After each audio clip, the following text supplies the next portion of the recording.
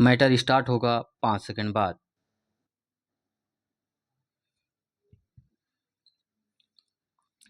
Doctor Rajendra Prasad ने कहा है, जिस देश को अपनी भाषा और साहित्य के गौरव का अनुभव नहीं है वह उन्नत नहीं हो सकता।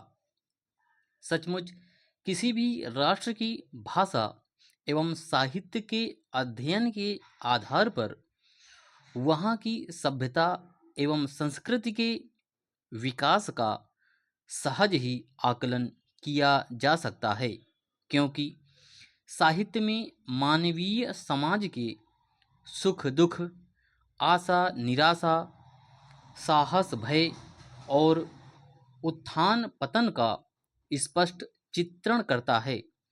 साहित्य की इन्हीं खूबियों के कारण इसे समाज का दर्पण कहा जाता है।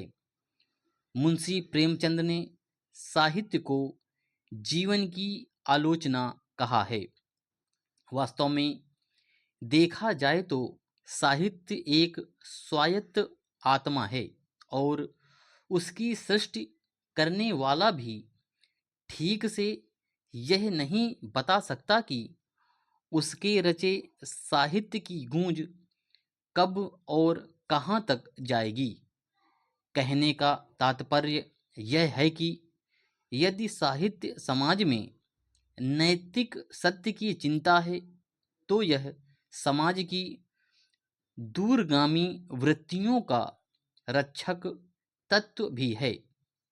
तभी तो प्रेमचंद ने साहित्यकारों को सावधान करते हुए साहित्य के लक्ष्य को बड़ी मार्मिकता से रेखांकित करते हुए कहा था, जिस साहित्य से हमारी सुरुचि न जागे, आध्यात्मिक और मानसिक तृप्ति न मिले, हम में शक्ति और गति न पैदा हो, हमारा सौंदर्य प्रेम न जागे, जो हम में सच्चा संकल्प और कठिनाइयों पर विजय पाने की सच्ची दृढ़ता न उत्पन्न करे, वह आज हमारे लिए बेकार है। वह साहित्य कहलाने का अधिकारी नहीं।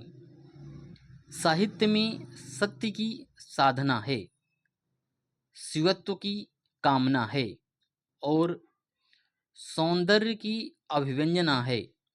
शुद्ध, जीवंत एवं उत्कृष्ट साहित्य मानव एवं समाज की संवेदना और उसकी सहज वृत्तियों को युगों युगों तक जनमानस में संचारित करता रहता है। तभी तो शेक्सपियर हों या कालिदास, उनकी कृतियाँ आज भी अपनी रस सुधा से लोगों के हृदय को आप्लावित कर रही हैं। एक बात और, राजनीतिक दृष्टि से विश्व चाहे कितनी ही गुटों में क्यों ना बट गया हो, चाहे उसके मतभेद की खाई कितनी ही गहरी क्यों ना हो गई हो, किंतु साहित्य के प्रांगण में सब एक हैं, क्योंकि दुनिया का मानव एक है तथा उसकी वृत्तियां भी सब जगह और सभी कालों में एक समान हैं। प्राचीन ग्रीक साहित्य क्यों प्रिय लगता है, जबकि वह ग्रीक समाज की दास प्रथा, स्त्रियों की दुर्दशा तथा श्रम से घृणा जैसी विकृतियों से पीड़ित था। वह आज भी प्रिय एवं आकर्षक इसलिए लगता है कि इसमें मनुष्यता का एक युग चित्रित हुआ है। इसमें दो राह नहीं कि मनुष्य के सहज स्वभाव के अनुसार साहित्य भी परिवर्तित होता रहता है। विराम।